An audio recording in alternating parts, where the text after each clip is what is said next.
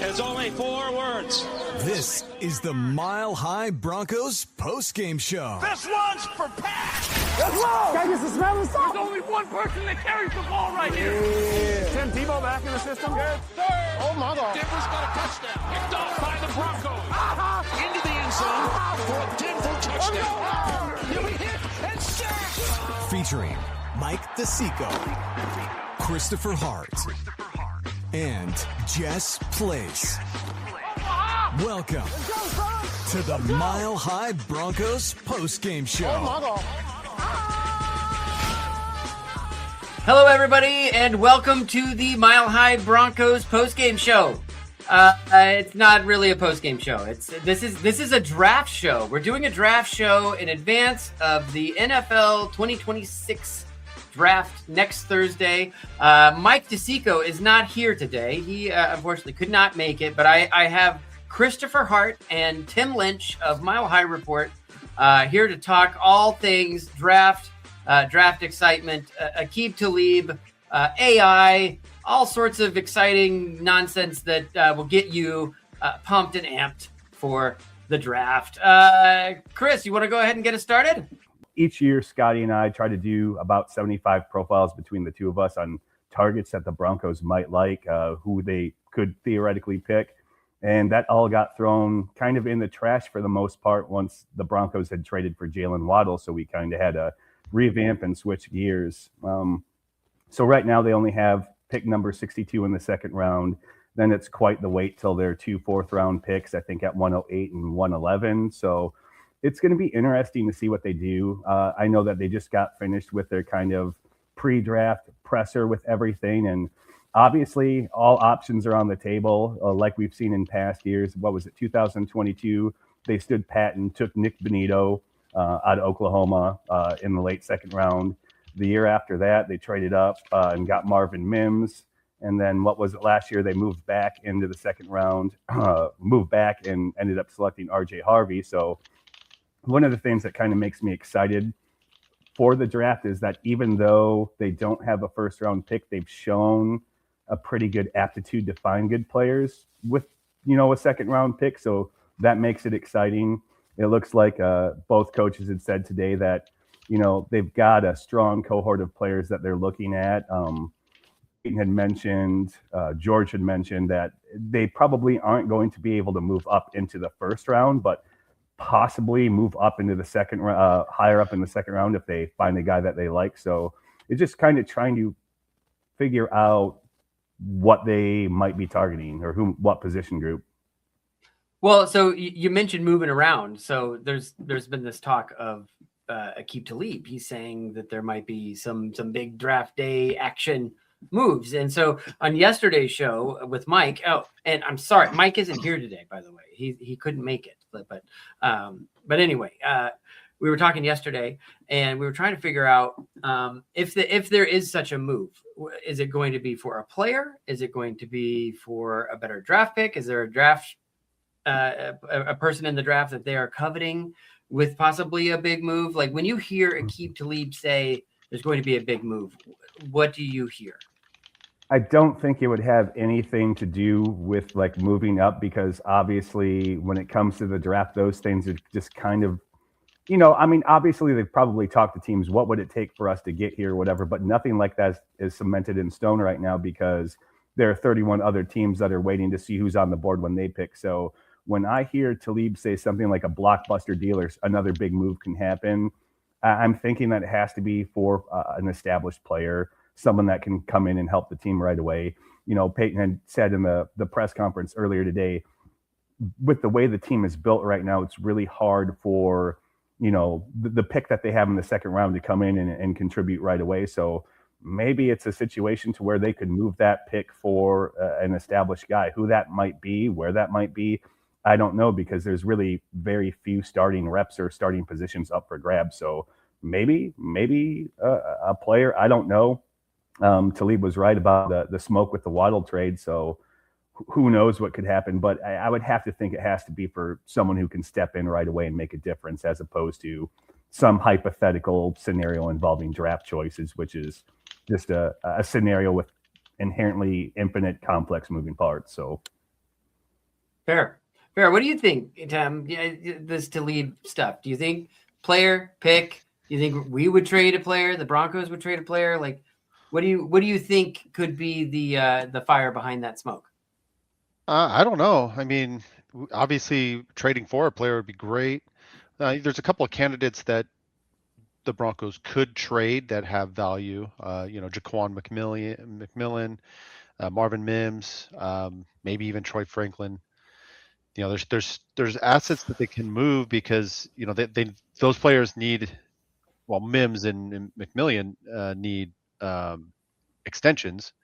They're only signed through this year, so they have pieces they can move. I'd prefer they keep them. I like both Mims and J-Mac. Troy Franklin, I think, could be replaced in a draft, but he's also on a rookie contract, so why move him? So I can see the argument against it. But Talib obviously is hearing something, so I would love to see something happen because it's fun on draft day to cover those trades. It's complete chaos, and I enjoy the blogging moment, so to speak.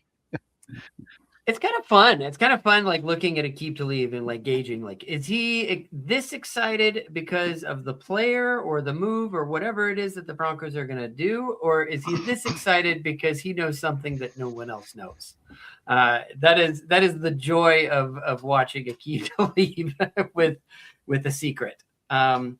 So, Chris, it looks like running back, tight end, linebacker, defensive line, like with knowing how everything is kind of shaken out with the combine and interviews and things like that. Is there like a directional arrow pointing to one of those positions? I mean, it's really tough to say. It's one of those things. I don't like the term best player available because it just seems so vague, but when I'm trying to think about what the Broncos might do, I'm trying to think about who can they get in the second round, whether it's standing pat or moving up, that can best help the team win now in the Super Bowl window. I mean, obviously, we all saw with what happened when Bo Nix got hurt, and that pretty much created our Super Bowl aspirations, which is just crazy. But if they're going to be aggressive and move up with the position, I would have to say it's got to be for someone who can contribute this year, but is going to be expected to be like a long-term fixture for the team. Like George had said today at the press conference, there are not a lot of snaps up for grabs right now. Like, I can't think of any position on the team where we could expect a rookie to come in right away and do that. But you think about the inside linebacker situation, they did bring back Singleton, Stranad's back. But when you look at the structure of Singleton's deal and his age at 33, it's probably more than likely it'll just be his final ride in Denver, more than likely.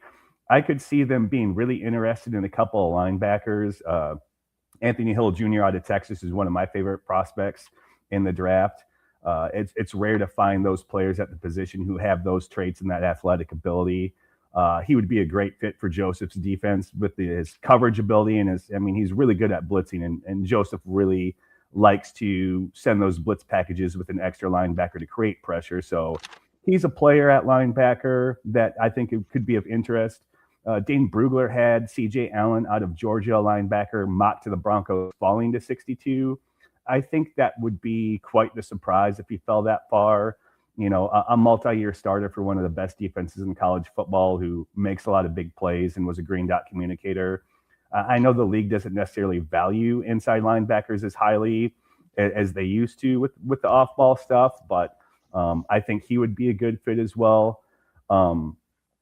You think of what they did with the tight end room. They pretty much just brought everybody back. Troutman was re-signed as their inline Y guy for the next couple of years.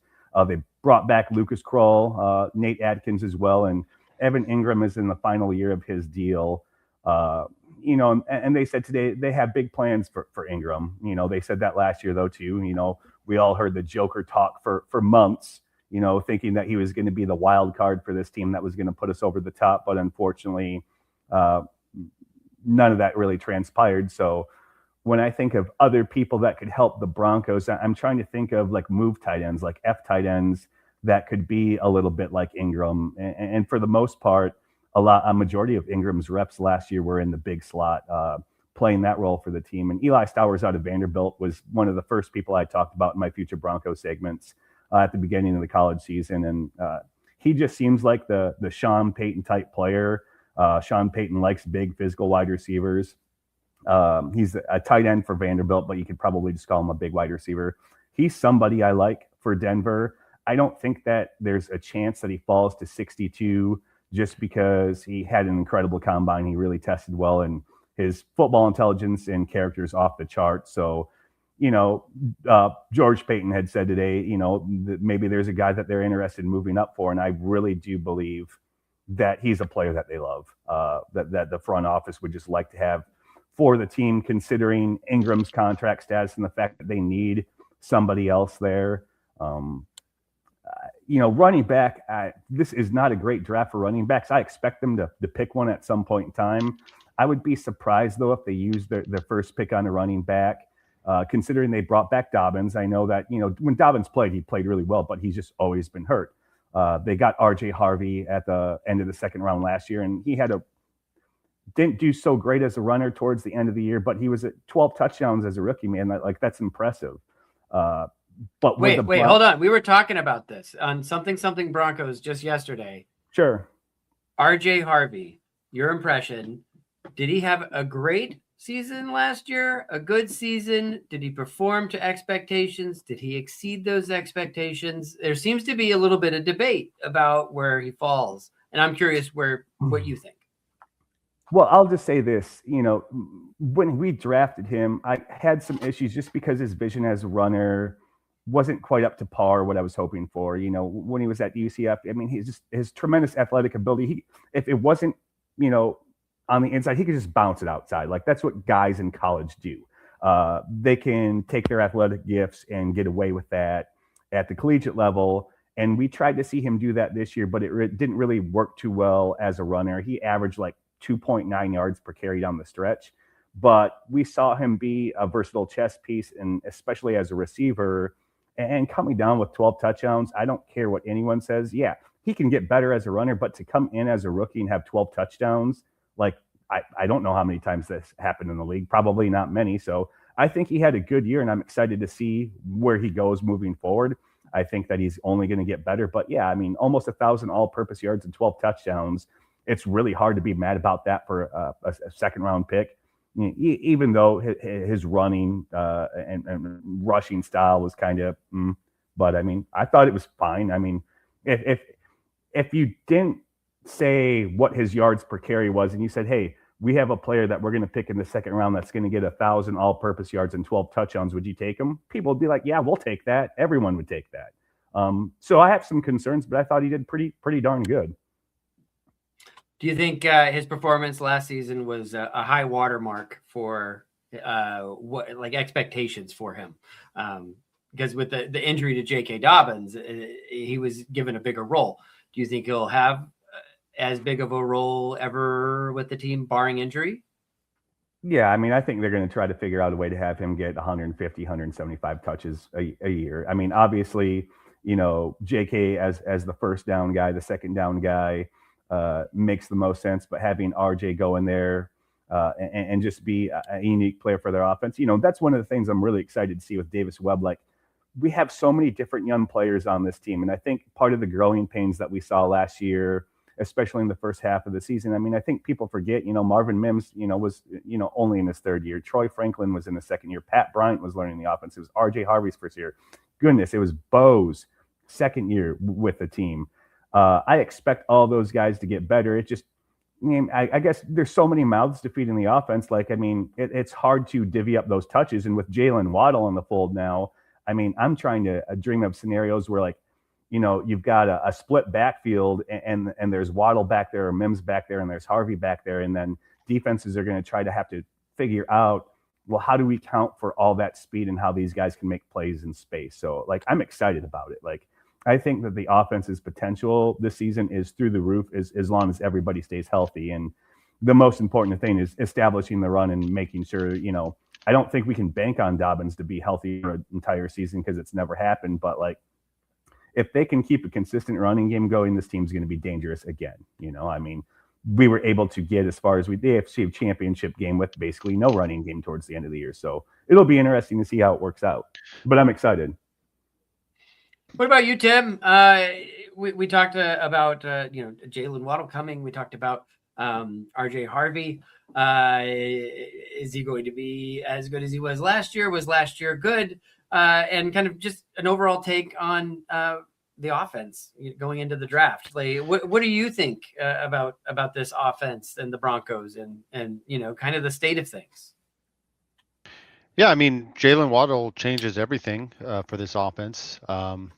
Puts stresses on the defense that they didn't have to worry about against them. They were able to key in on a few things and kind of like say, go ahead and try to beat us, Bo. And obviously he did with 14 wins, but you can't replicate winning 11, 12 one-score games year after year. It just doesn't happen. So there will be a reversion to the mean.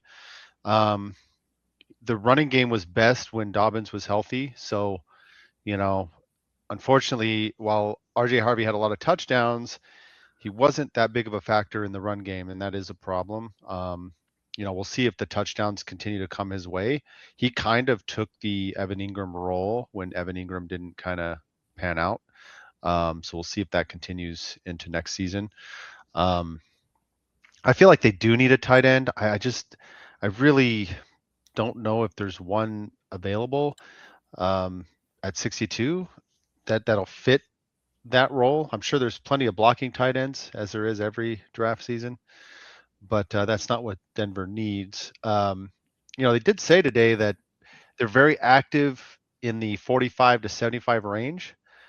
So it sounds to me like they have whatever math worked out to move up if they want to get a guy. So that's definitely something to be cognizant of. And if those guys that they're looking at, I think the number was they have 6 players they're really looking hard at 62.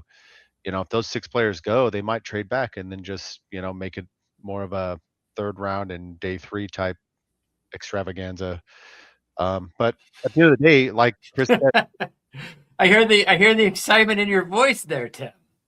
Day 3 is the least fun day because there's just the picks come in so fast, and if you have 2 in a row, you've got to write, and it's mayhem. But anyway, what Chris was saying though was there's just not a whole lot of snaps anyway. So it doesn't. I don't think this draft is impacting the Broncos' ability to win games next year. I think they've made the moves.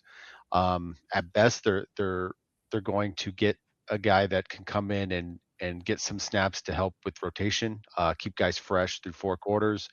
That's why they've led the league in sacks the last 2 years, because their defensive line rotation has been insane. Like, you look at the snap counts when you're reviewing the season at the end of the season, and you're just like, wow, he played that much? And then you just realize they're just cycling guys in and they're picking up sacks because you got fresh legs every down for 4 quarters. And I frankly love it. So if they go defensive line in the second round, I'm perfectly fine with that. So I'm excited about next season. My biggest concern is offense. Can they put together 4 quarters? I don't believe, as good as Bo Nix is, I love him. I just don't believe you can replicate 11, 12 one-score games every season. They've got to play a complete 4 quarters, and they've got to just dominate a game from start to finish now and then, just go out there and just win the game. Easy. Yeah. So want to see more of that next year, but I just don't think the draft is going to like move the needle much this year, which is fine. The team is it's got an outstanding roster, and I'm excited. I'm still gonna have fun on next Thursday, but yeah, I'm excited too, and I agree with Tim wholeheartedly. You look at, the coaches. Peyton said it today. It's a loaded roster that has very few spots up for grabs, and obviously they talked about the hypothetical move up. So if there's a player that they love, like one of those 6, who those 6 might be, we try to think of it. I'd mentioned Eli Stowers. Maybe it's a Jadarian Price at running back. Maybe it's an Anthony Hill, a junior at linebacker, or a CJ Allen at linebacker.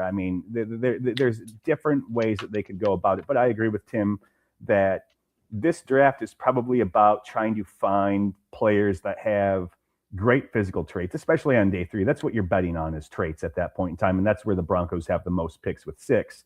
And physical traits that, they can get a year in the Broncos program here. They can get the strength and conditioning in.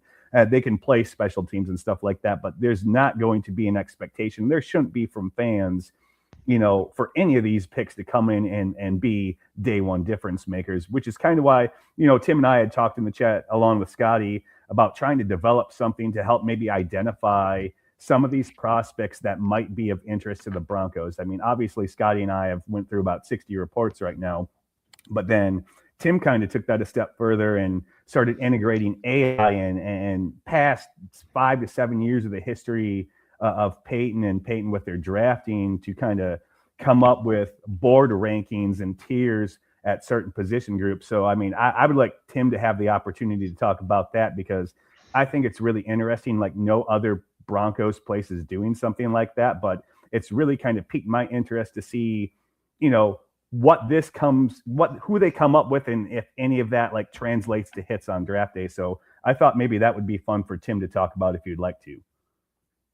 Yeah, I mean, in my day job, I'm like a heavy AI user. Supergrok, Claude, ChatGPT, got paid accounts all over the place. It's just, I'm working it every day, so I got You're the experience. rolling large in the world of AI. I'm rolling large in the world of AI. Buddy, woo! Hey, it's better than being unemployed. Am I right? There you go. Fair enough. But yeah, I mean, the goal was just try to say, are there certain tendencies that they have in the draft? And it's kind of, I mean, I just started this less than 2 weeks ago. So like this first iteration is very rough, and I'm trying to get everything live without really seeing if it's correct or if there's gaps. But I'm going to use this draft to really fine tune it for next year, because I'm pretty sure Peyton are going to be around for at least another year with the success that they've had together. But the goal was just to see, I analyzed obviously the 3 drafts they've had together, and then 2 additional when they were apart, and building a type of tendencies rubric. Like, they like captains. Captains is like all over the place in their draft classes. They are drafting captains. They're drafting high character guys. And when it comes to injury red flags, they don't really tend to draft early, but then if they start falling, they have no problems drafting a guy coming off a major injury, because like Chris said, later rounds, you're looking for traits more than anything. Jonathan Cooper is the best example of that. Is, he had that heart issue, dropped him to the 7th round, and the Broncos took a flyer. Now he's, a big deal here in Denver. So, and then, just stuff like that, just trying to determine what they like in traits for each position. That's been the more challenging part, and the one that I need to fine tune over, the next 12 months. Because I want to do this again next year. It was fun. It was a fun process for a casual like me who doesn't study every prospect. So I just get a huge data set of names based on, obviously AI is doing all the research of the draft profiles, their traits, their character, all that stuff, and then comparing it to all the players the Broncos have drafted previously. It's been a fun project, but I think it's pretty good right now. But I have big plans for that in the future for sure. Yeah, I mean, I think with a lot of the position groups, I think it did a pretty good job. The thing is, it's hard for them to, I mean, they had Kenyon Sadiq up there, but I mean, obviously the Broncos don't have a 1st round pick, and there's no way that he's falling to 62. I think it's maybe hard for what you're inputting for them to like just cut off certain players based on Denver's lack of picks. But I think that next year, knock on wood, that Denver doesn't trade their 1st round pick next year. They're going to have they're going to have that extra 4th rounder from John Franklin Myers departing. They'll probably add other picks somewhere too.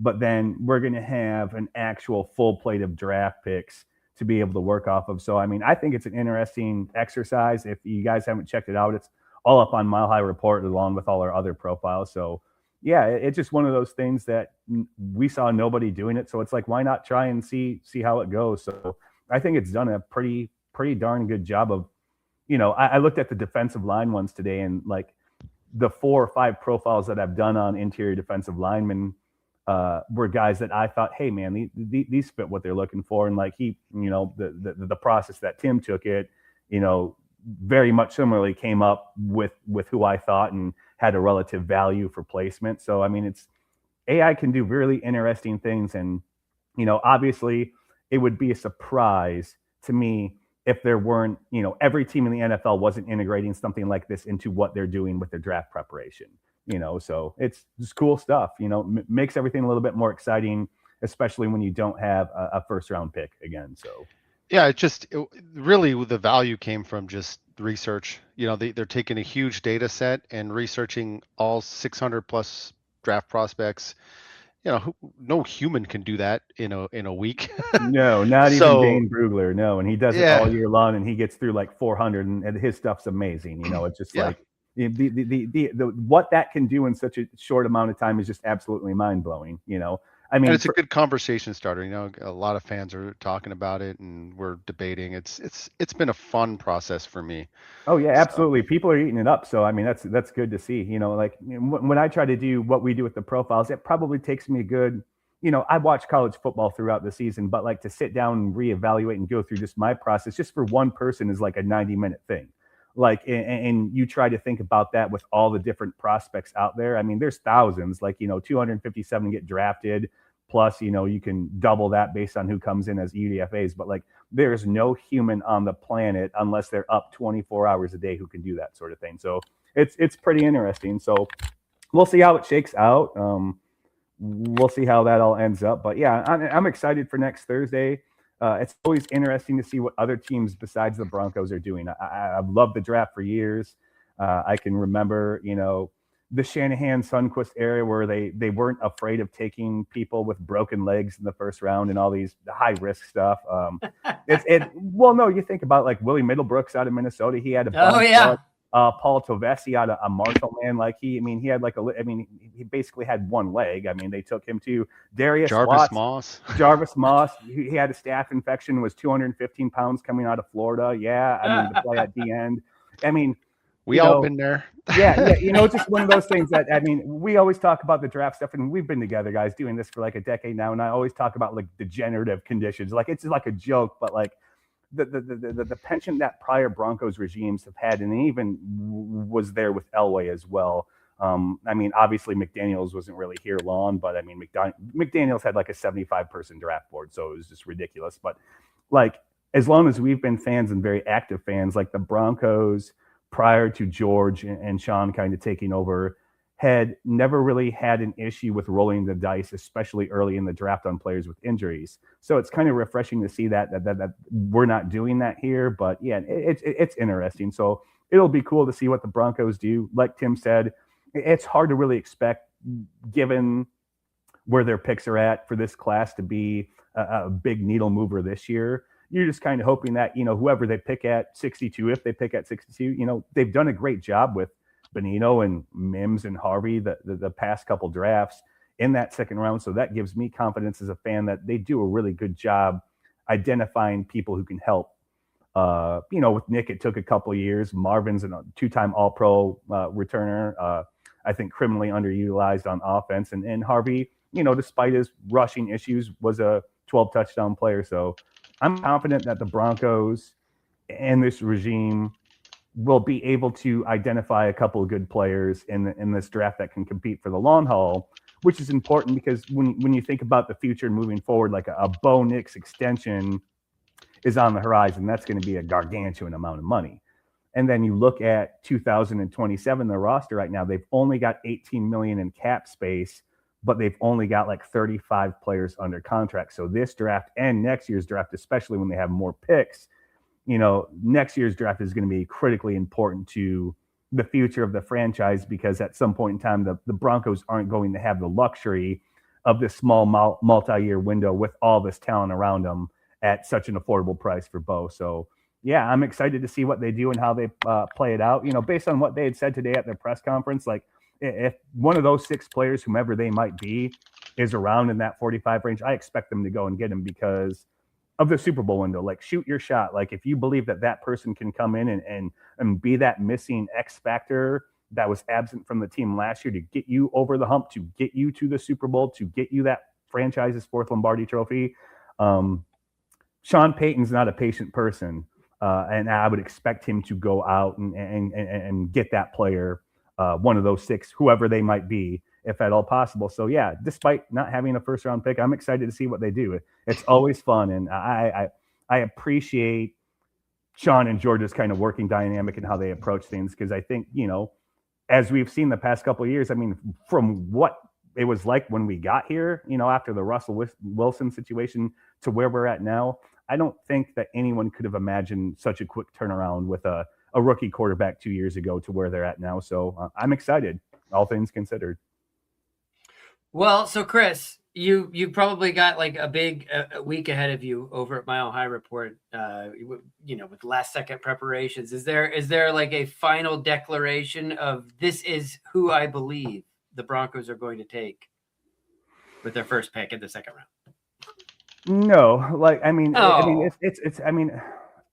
could, the names of players that I mentioned, like, I really do think, despite the inside linebacker situation, with who they brought back, 2 players that I've identified as guys who I think are just going to be absolute awesome, phenomenal long-term difference makers in the NFL would be Anthony Hill Jr. out of Texas and CJ Allen out of Georgia. For the Broncos. I mean, Jacob Rodriguez out of Texas Tech, I mean, he's a good player too. He's a turnover machine. Like, if it would surprise me if one of those guys wasn't one of the 6 players that they were talking about. I appreciate Alex Singleton's efforts and what he's done for the team, but he is 33 years old. He can't play forever.